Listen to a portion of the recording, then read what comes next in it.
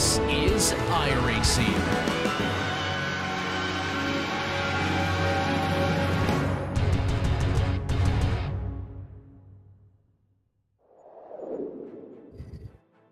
There are some wonderful battlegrounds when it comes to racing action, but I don't think you're going to get much better than here. One of the national circuits that is brought together here in the United Kingdom, one of the beautifulest tracks that you can find, and one of the few circuits that joins along with the likes of Lime Rock Park that does not race on a Sunday. It is Oulton Park, and we are set here with the Global SimRacing Channel and with iRacing for racing action here with your Skip Barber Race Series. I'm Jake Sperry, Howie Burrows alongside with me for the ride here today. And Howie, in terms of today's action, it is quite simply this. Keep yourself out of trouble. This is a track which requires a high level of technical accuracy to go and truly be at the top level here today.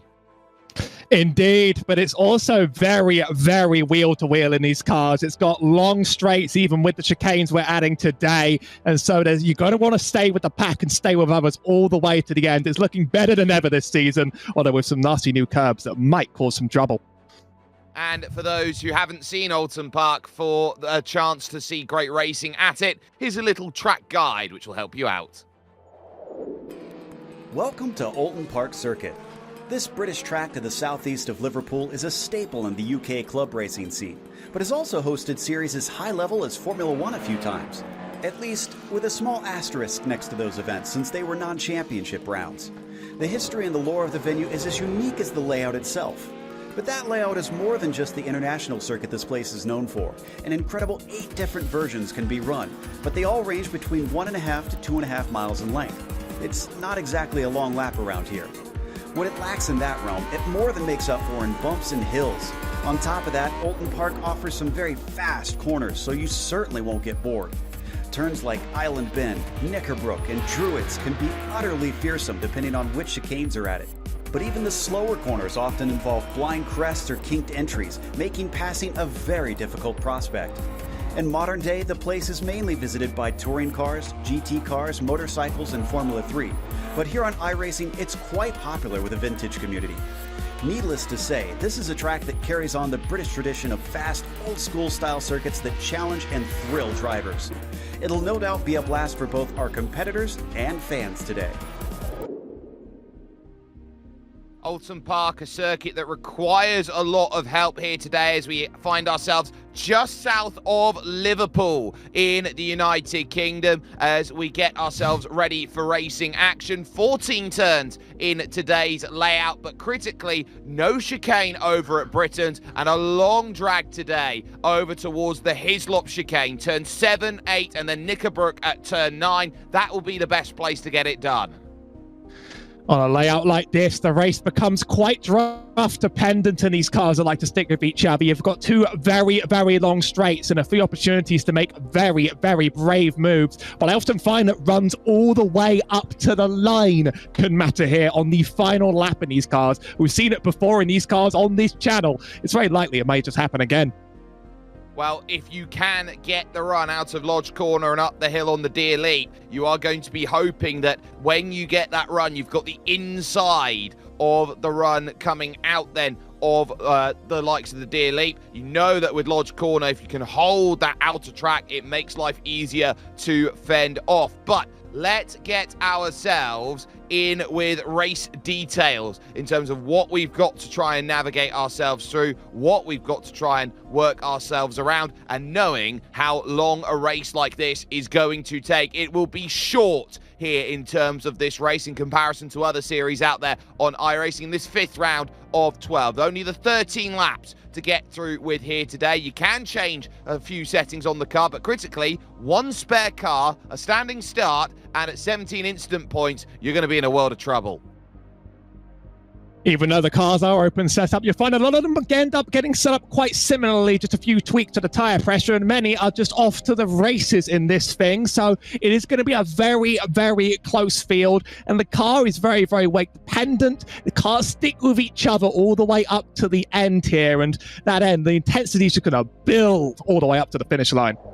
Yep, and we will see that intensity out there on circuit right now as qualifying is underway. They will have 8 minutes to set a time and 2 laps available to them. Not an easy slide there for the number 21 machine out there. So already we're seeing drivers having issues trying to get those tyres warmed up and ready for these laps. You will need both of these laps to work, and there is the number 1 car out there, Tim Bertie, going to make his progress. In any race, Tim Bertie is a candidate for trying to find a victory, especially in this machinery, down through the avenue and into turn number 3, the Cascade, which leads all the way over to the lakeside, turns 4, and then that Shell Oils corner, turn number 5.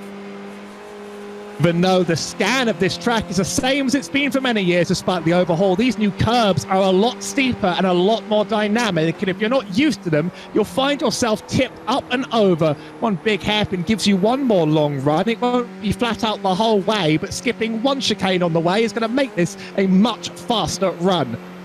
Yeah, and using what is effectively a semi-slick tyre out there with the grooves that are there in and around it to try and get all of the ability, if there is standing water, to effectively get it shaken away. On the brakes goes Bertie, minding those 2 massive tyre bundles which are there, which very much are going to ruin a race if you clip into one of them, attacking off of Knickerbrook corner and then back up the hill. This is the clay hill and it leads to the Druids corner. If I had myself a dime for every time there was an English track with Druids as a corner, I'd have 2 dimes. Very weird that I'd get 2 dimes, but definitely weird that I'd get 2 of them out there. Bertie works his way out of Druids and now over towards the final corners on this circuit. This is the lodge, and it's named so after the lodge there on the left-hand side, the gate that is the entrance to the circuit for many a spectator out there, and up over the crest and heading towards the line. The first times then are going to be dashing themselves up onto the board, and Jesus Cabal sets the first effort. That one an invalidation for Tim Bertie. Alexi Tapiavico goes quickest for the moment, and then the new Pro World Stripe goes to the top. Andre Castro, who's qualified for the F4 Global Esports Championship in through the Americas region, is on top by 2/10. As you saw just a little bit on the way out, though, drivers doing a lot of weaving to get heat into the tyres. So these second laps are going to be flyers like the first was never. Castro still just about 2 tenths on the field, though. That's an impressive first lap. There goes Tompkins to prove us all wrong. 3 tenths on that. These times are going to start flying down. Well, Adam Tompkins is a very fast driver. He's rated pro in the World GT Championship League. And so he'll be certainly hoping that with what he's able to do, that he can get himself back into a bit of form. He has struggled against the likes of James Boomey and Alexander Davidson over the last few races there. But Andre Castro climbing up the hill now and descending back down it once again. You're really looking around a circuit like Oulton Park to maximise every corner out there, which means taking wide lines, jumping on through the corners. JD Rodriguez, the 19 seed out there here today. 3rd fastest overall on a 48 flat. He certainly is deceptive with the level of pace the Spaniard has. Any free track in iRacing really does bring in the biggest fields, and so we've almost hit 5K in the SOF. The bottom seed drivers here still very, very fast, and the top at the absolute bleeding edge of what you can do in iRacing. So there's plenty of highly competitive drivers up and down the field. As we finish up our second lap, it is about to go flying. Yeah, Tim Bertie was second for a moment. Alexi Tapiavico's gone quickest. That's a 47.7 for Andre Castro. He can't chase down Adam Tompkins with that time. Vlado Tito, the Croat out there, the Croatian, on his second lap, and hoping that he's going to have the ability to go and make that lap time work. He's one of only 3 drivers who have yet to set a time. Roque Garcia is one of them. Alex Salas Hernandez is another. Jeff Randall goes quickest, but only for the briefest whisper. Adam Tompkins now back at the top, and JD Rodriguez exactly a 10th behind. Drivers having incidents on the way out. Anthony PM Jones has come out with a meatball flag after an incident on the laps. JD Rodriguez up in second, and Vlado Tito in that 2 car still looking to really get a good lap across the line. He was one of the latest cars to come out, and he didn't exactly get one done the first time. Well, he's got the mantra there around his steering wheel to give him a lot of help. He's got to drive quick, he's got to drive hard, but never drive dirty. And so Vlado Tito now will be looking to try and do what he can, working his way now into Druid's Corner. It's a right-hander with double apex entries as you go through, and as you leave, you're looking to try and be as narrow and as precise as you possibly can, waiting for the Lodge Corner to see whether there can be a way to dislodge Raul Rosses. Has gone to 4th fastest on a 1:47.7, but Vlado Tito, one effort only to cross the line. What a time, 1:47.3, and you talk about needing a time late. He's only gone and snatched pole away by 0.5 of a second. We wait around for the last couple of drivers. Alex Salas Hernandez goes 8th quickest over the line. Philip Burke now charges the number 3 out there. His 47.8 is good enough to move up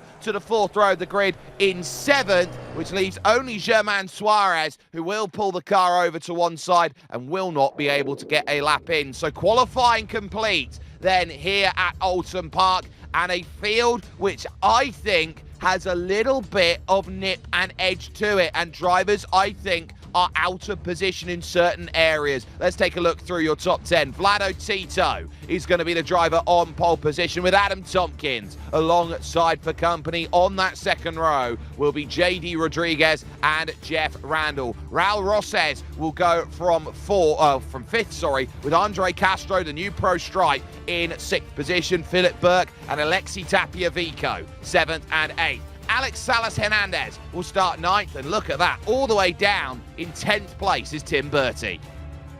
22 cars make up this big grid today. Some of the bigger fields we've seen. Peter Sapanki's in 11th next to Xavier Sanchez. Anthony P.M. Jones is next to Ricardo Martinez in 13th and 14th. It's Benji Reig, Jesus Cabal, Pablo Rodriguez Jogler, German Suarez, and then Bruno Santamaria to make up row 10. Yeah, there we go. And Rory Hunt next to him.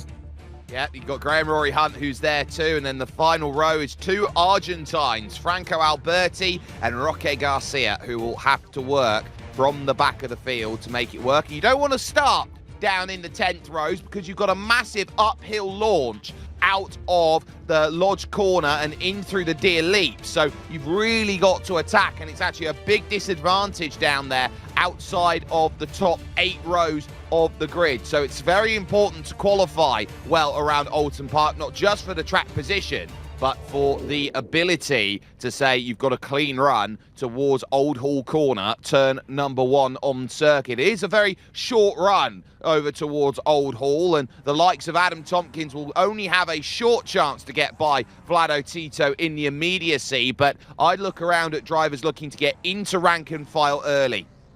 I'd look at drivers trying to get the jump around other drivers who realise that there are some very difficult corners early on, and keep an eye on the cascades for drivers who think they can tip the car into the corner and they might just slide out on colder tyres. Those 13 laps start now as the green flag drops and Vlado Tito gets an okay start then. Off of the front, he will have Adam Tompkins for company through Old Hall, but he falls into line, as do the top 10. Now as they run through the opening corner, it's Peters to Apanki who ends up on the charge, then trying to make the opening lap work, as the likes of Tim Bertie get swarmed with a 3-wide effort in the middle of the field. They run through the cascade without any troubles at all, and critically a clean start at the front for Vlado Tito as he will work his way, as we watch with JD Rodriguez, over towards the Shell Oils corner at 5.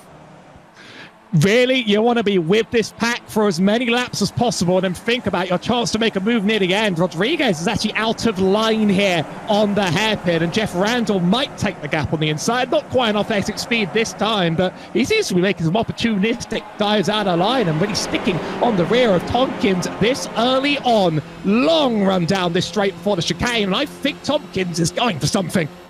There's issues on the opening lap for Anthony P.M. Jones, who is turned around the wrong way, and Tompkins having to defend, and a few drivers locking up. Spinner down there over at that section. It's Alex Salas Hernandez who's gone the wrong way around, and now he's going to have to take a big slowdown penalty, cutting the chicane and going through Knickerbrook corner, the traditional method, as they now crest up the hill. On the brakes they go into Druid, and JD Rodriguez here very happy to sit himself in line. Jeff Randall just behind him, then Raul Rosses, Andre Castro, Philip Burke. They've got to stay in range. Alexi Tapiavico, believe it or not, your winner last time out, Xavier Sanchez, down in P number 9, qualified at 12th. He's gained 3 off of the start.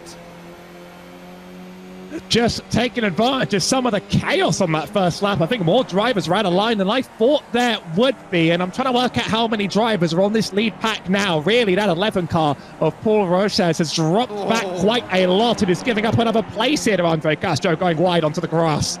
Yeah, you've got a little bit of rumble strip to work with, and then you've got effectively grass covering as you go through. It's very, very difficult through that section. So Andre Castro having to try and figure that out, and he will lose ground as here for second goes JD Rodriguez. Adam Tompkins having to work around the outside. He can't hold with traction. Big slide in the back, and held by Andre Castro as he now sets himself into fifth with the unenviable task of trying to chase down this group. They're already at a second. If it goes any further than that, it's a big snap. So a wiggle for Suapanki. He tried to get it back in line, and Anthony PM Jones there, pretty much the wrong place at the wrong time.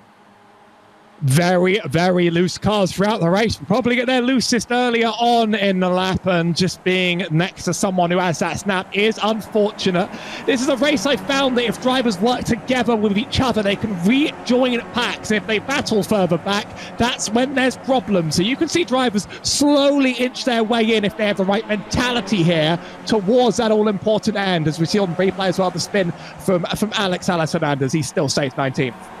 Yeah, had a massive lock-up as he was trying to keep it out of damage and drama, and did just about enough. So not looking to get the move done as Jeff Randall stays out. We've got lovely side-by-side in that group. Philip Burke watches behind him because that's Tim Bertie now working through, and wide goes a couple as they go through that section. Bertie to the back of that pack, and Alexi Tapiavico, the one who runs wide. So Xavier Sanchez jumps in. Vlado Tito, the fastest lap of the race. Old Hall corner comes along. Will it be decisive? No. Tapiavico very wide off of the exit, burns another incident point by making that happen. Bertie sees there Ricardo Espinela Martinez making his pass through. So Espinela Martinez gets on through, jumps up, but it's about trying to stay off of running wide. And now Bertie thinking about the tiniest gap and deciding to lift out.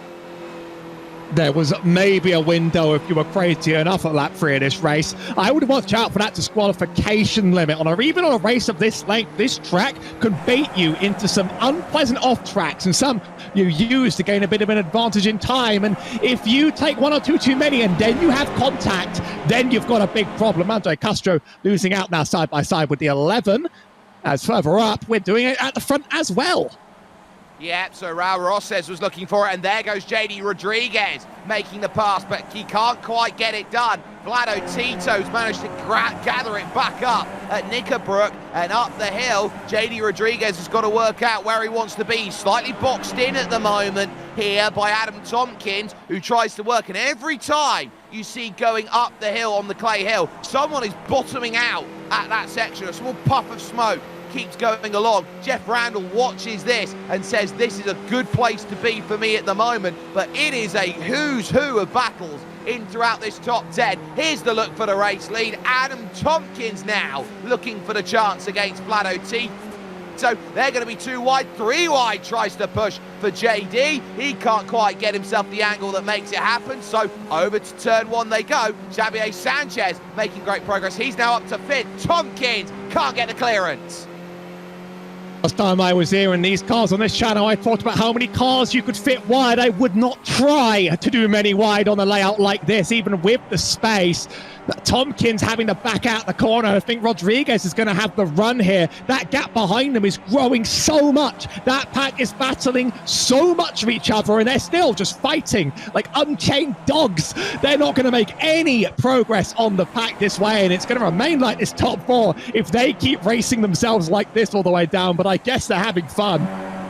Well, we have our first casualties. Alexei Tapia-Vico's in the tyres. Tim Bertie is also out of the race. There was a spin as well for Philip Burke, who has been dropped back down the pack as well. So a lot that has gone on over the last lap and a bit. But Adam Tompkins for this race lead down the hill will now have to work around the outside. He's got the clearance into the corner and now holds that race lead in this group of 4. It's now in 5th position, Raul Rosses Guardia. You've then got Ricardo Espinea Martinez sat just behind, and Xavier Sanchez makes it in a row. Tim Bertie was pushing 3 wide. Andre Castro had a great view of this in the red, the yellow and the blue. It was a wiggle for Tim Bertie. Castro took a tap, Bertie went around, and Philip Burke on his own down there through Lodge Corner. Very hard to keep your car to yourself in that corner of all the different lines you take and the amount of ways that you can underestimate it, and it's most important. It's hard to work out which battles to look out for more, to be honest, because it's electric here for 5th and it's electric here for 1st, but down here's a much bigger pack. It extends about 6 cars deep in total, side by side, running up the start finish. Not quite going to get the run there, but I think drivers are trying to get a bit of a sense for how they can make moves at the end of the race when it's really going to matter. Yeah, this is a thinking car. You can't necessarily break away on pure pace alone, so you've got to think about how's the best way I'm going to make that happen. So this group racing for 5th, Raul Rosses, Ricardo Espinea Martinez, Xavier Sanchez, Pablo Rodriguez Hoglar, Andre Castro, Jesus Cabal and Benji Reg all have to figure it out. Jeff Randall now looking to make some progress here. Vlado Tito's going to fight for the inside, but it's one of the few corners in the UK that is banked, the Shell Oils corner, so you can run the outside and can get a run off of the exit up the hill. It's the case now, if you were the race leader, Adam Tompkins, who would you give the slipstream to? I'd argue Jeff Randall at this stage, and he will do, taking the natural line. Randall is a lot earlier on the brakes though. Vlado Tito commands that second. Run side by side for too long, you actually sort of side draft the car next to you in these, so I was getting a little bit concerned they'd lose the pack, but they've about made it within range again. The battle further behind, it does just seem to fan out every once in a while. That's one more move. Looks like Pablo Rodriguez moving up a place over Paul Rosses, and we're trading places bit by bit, and then drama seems to ensue in this last sector. Yeah, Raul will not be happy about that. Andre Castro will now move through, and Xavier Sanchez, Heike 360 ES on Twitch, a Porsche All-Star, makes his breaks down the inside and gets the pass done on Ricardo Espinea Martinez, and so that one jumps him back up into P5. And we know after last time out that we know how great of a statistician, or I would say a strategist would be the better word for it instead of my made-up nonsense, Xavier Sanchez is out there at this stage. Ricardo Espinea Martinez is working hard in this group, trying to give himself platform, but everyone's just having a little nose to the inside because they're thinking, well, it's a lot safer at the front of the group than the back of the group. If you leave it too long, you're stuck. Oh, you do sort of end up under attack near the front of this group, and I think some of them might be hoping for a bit of harmony that hasn't really been coming. That gap now 4 seconds as the sun gets covered up over the track, and we get a little bit of darkness among it all, and that just means they're playing their own game now, and they don't have an ambition of making it up to the front by working together to make it happen, because further down the line they're doing a lot of trading places here. Tompkins, Tito and Randall, just sort of every lap a new one takes a lead. They want to work out where they want to be on the last 2 laps. Tell you what, he's trying his best here is Adam Tompkins to hold. Vlado Tito has done a wonderful job, gets the line, they interlock wheels, and now they're going to fight up the clay hill. So inside will favour Tito for now, but Adam Tompkins has the inside at the critical braking zone here for turn number 12.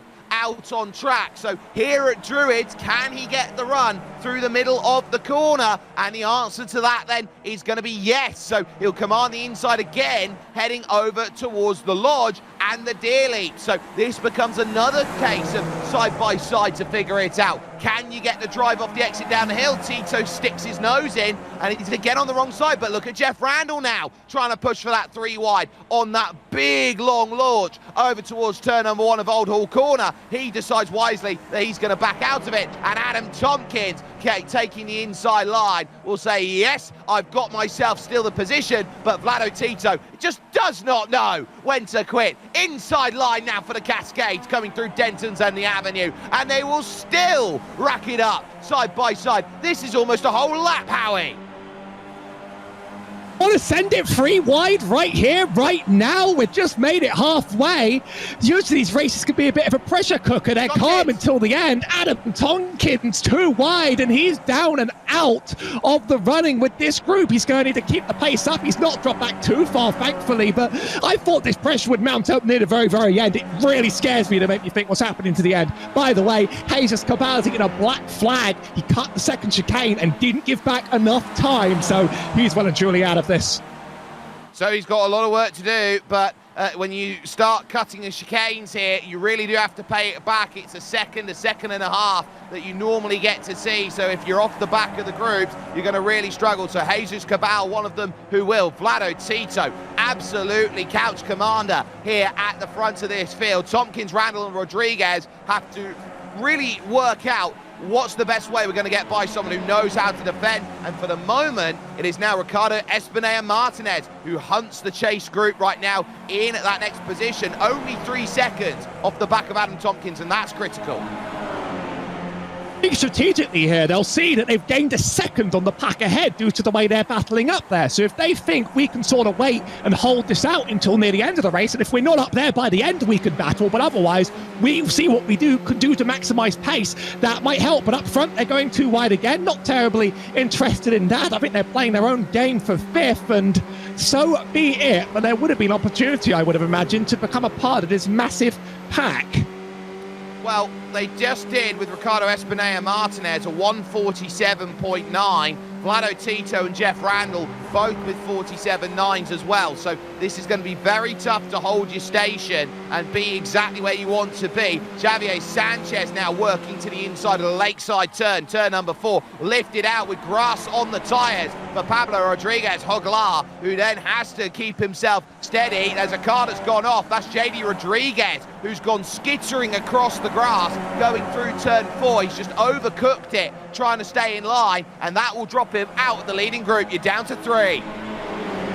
Curious whether this clean air is actually going to then sort of join him on to the next pack coming up from behind. We'll have to see. That's a slip. Did go a bit too far. That corner really can mislead. It just sort of comes out of nowhere and sends you swinging, but he lost 4 seconds on that lap, and now, well, 4 seconds on some average, that doesn't seem to make too much sense to me, to be honest, but I think that pack behind might be catching him, and he just becomes a part of that battle. There's a weird dynamic here with the way these two are going to cross over. Now there's a car in the middle.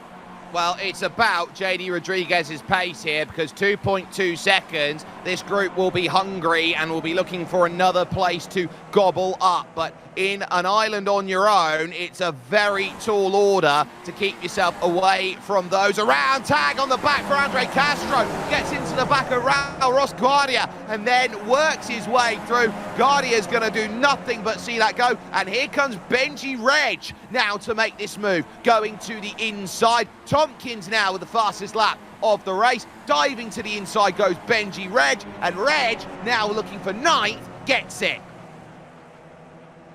Battle not given up on one bit, I presume, and there's every driver just scrambling for every single position around here. We're getting very close to sort of a crunch point in time, as I see them almost go 3 wide down that straight before the 12 behind just chooses to give it up. I mean, there is space for 3 cars here, but does the track really give you much opportunity to play with it? I think we'll start seeing it when it really matters. Andre Castro looks like he almost sent it up to the inside, but instead... He's blown his engine.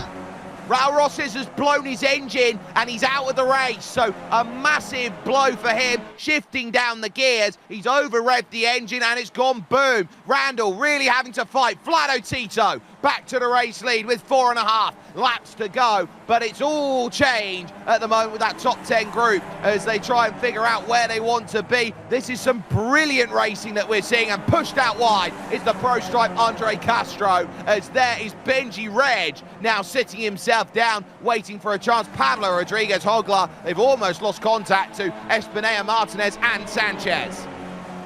We're seeing more splitting of these groups rather than joining of them ultimately. So a few drivers really going to be running on their own and hoping for drama. But we've seen contact in these cars, and to be honest, they're quite resilient if they do a little bit of wheel banging at this speed, and the aero damage doesn't do terribly much. So I think we are seeing more wheel-to-wheel sort of bumper-to-bumper racing than you'd expect in an open-wheel car. But we've come to expect it in this series on this channel, and this track has really been forcing it out.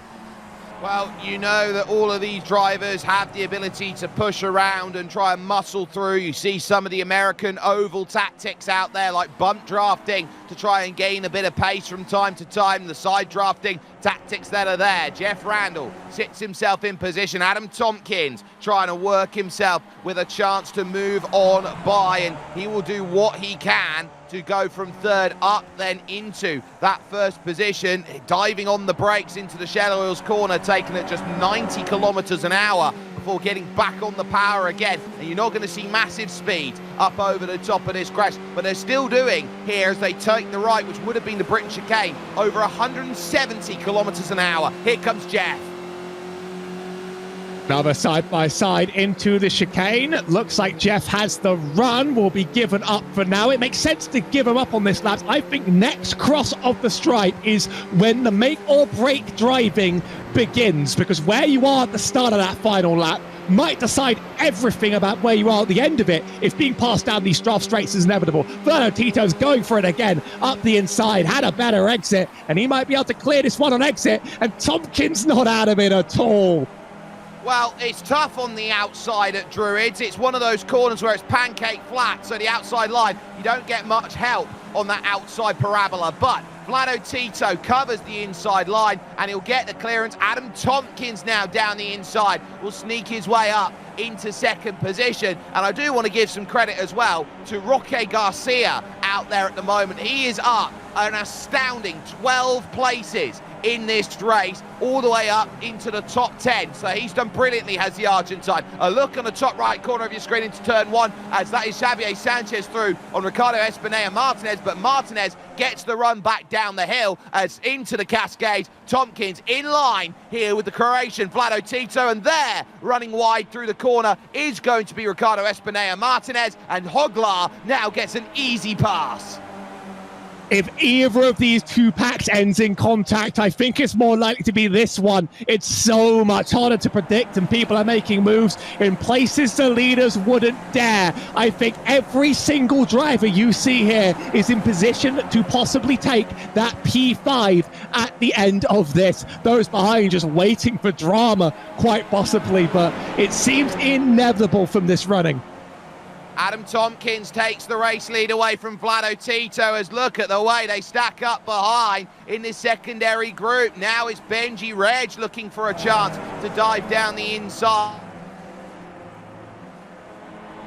of the likes of Andre manages to fail to make that happen. Castro with a good defense, but at the top, Vlado Tito is proving he has got pace, and I think he is the quickest driver, Vlado, out of Knickerbrook corner and over towards Druids, and that's going to be so critical on the final lap that he's got one of the best runs late lap in terms of making it happen. I've seen races here decided in hundredths of seconds on the line from the car that's behind, because once you sort of get a run leaving this turn, if it's good enough, you might be able to side draft the one next to you down and out. Won't happen this time, but if you're in second, what would you do in that final turn to try and make it happen? Every single move here now determines how your last lap goes and how your run across the line goes, and drivers are going to choose where they want to be rather than going for every shot possible. It's about placement, it's about where you feel the most comfortable and how you think the race is going to line up. Your top four have remained the top four in this race, with JD Rodriguez still a factor at 1.5 seconds back off of Jeff Randall at this point. But every group now is looking at where can we profiteer, where can we gain an advantage, and at least for the moment, Adam Tompkins is playing his game from the front of the field. Spent a bit of time behind, now looking at this from the race lead perspective, but this climb up the hill is critical, and every time you get too wide. Here comes Tito again. Tito heading to the lead. Adam gives it up. Jeff Randall nowhere near making the pace to become a part of that. They're only going to get one more shot. Very bad exit for Tompkins there. A bit of a slide. I think Jeff Randall wants to try and take advantage, and Tito hopes he can run just a little bit away. But he's hoping that maybe Tito goes behind on that first straight and then catapults it again down the second one to finish this race. Drivers are calculating here exactly how many passes they're going to get in a lap.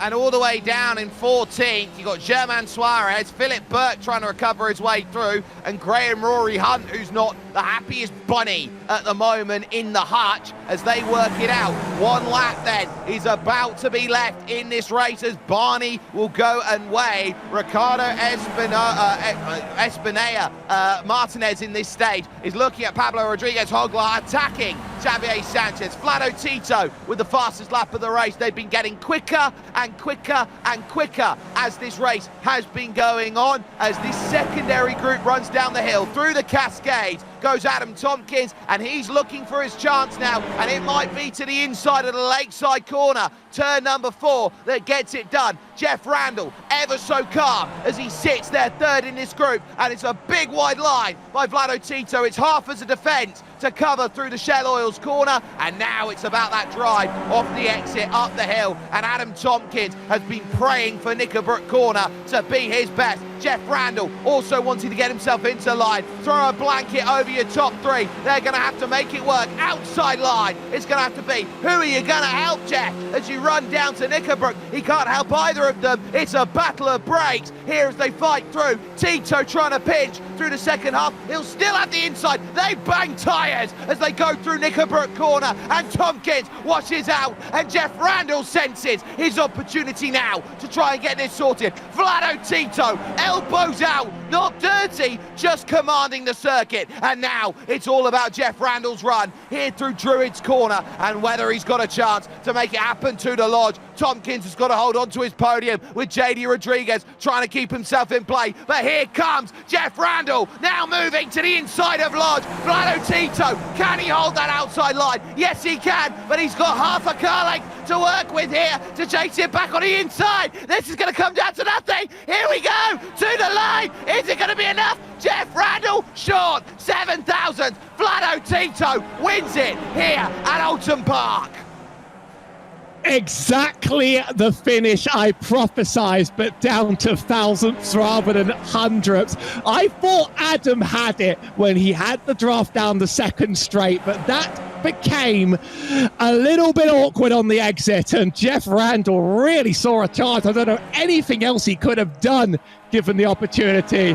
Vlado really controlled that when it mattered. It's all about knowing what the car is capable of, what the driver is capable of, and it's about timing that run. Vlado Tito did not have control of the final corners, but he knew he had the drive to the line, and confirmation of the result will be on your screen. Vlado Tito, 23 minutes, 28 seconds. He wins by 7 thousandths over the line. Jeff Randall, shy, and he's wishing that he had a car that was about, oh, I don't know, 7 sheets of paper longer out there in terms of this race. Adam Tompkins will finish third with JD Rodriguez fourth, who feels quite important the way that they didn't battle up until the final lap. Xavier Sanchez will hold on to fifth ahead of Pablo Rodriguez Hogla and Andre Castro, the pro stripe, in seventh, with Ricardo Espinea Martinez down to eighth. Benji Reg finishing in ninth, and Bruno Santamaria rounding out your top 10. There was battling happening everywhere on this pack, and Roque Garcia finishes 11th ahead of Anthony P.M. Jones, Alex Salas Hernandez, and Philip Burke. Herman Suarez is in 15th ahead of Graham Rory Hunt. Peter Sampaio finished 17th ahead of Jesus Cabal, Franco Alberti, and Paul Roches Gardia, who is the first of one of our retirements this race. Only 2 more retirements over the page. Alexi Tapiavico had himself his troubles, and then Tim Bertie, the number 1 driver in this field, he is going to lose a fair heap of iRating after this one. A day he did not want to end after just 4 laps worth of racing. So that will bring him over towards dramas. But Howie, as far as a race goes, you sit down, you wait for your opportunity to present itself. And patience, I think, is one of the most underrated skills for a racing driver. This track relies on people sort of having good faith and being able to work with each other on a long run draft. But when they do, it is spectacular. And it always leads to finishes in these cars. I've seen them so many times. Today was just another one to add to the spectacular list, I think. And let's speak spectacular, because let's talk about what happens 1 week from today. We head over to South America and we head to one of the most amazing circuits out there in the Autodromo José Carlos Page, and that, of course, is the brilliant Interlagos circuit. This is one of the few tracks where I think you can legitimately fight lap on lap, side by side, every corner. This is one of those places I learned to play iRacing on in this very car. That first corner caught me out for a long time. The run down the mega start-finish straight, and of course the back straight as well, providing a lot of tension and opportunities, but it's wide and there's a lot of opportunities around here with its F1 style layout indeed. Yeah, and you can catch it with us, of course, on the Global SimRacing Channel and with iRacing as well. Want to give a massive thanks to the team who's brought this to you, with Howie Burrows alongside me, Christian Deploy, who has been behind the scenes using cameras provided by Dougie Beard. My name is Jake Sperry. When it comes to racing, you have to know what the limit is. Everybody was dancing at 99%, trying to prove what they've got, but when you come out of Lodge Corner, you get the run for the dear leap. I tell you what, there was one Croatian who was absolutely soaring towards the line. Vlado Tito gets it done, but will he get it done when we head to South America? The Autodromo José Carlos Pache awaits for everybody. It's Interlagos, between lakes, and we are going to see some absolutely beautiful racing in 7 days' time.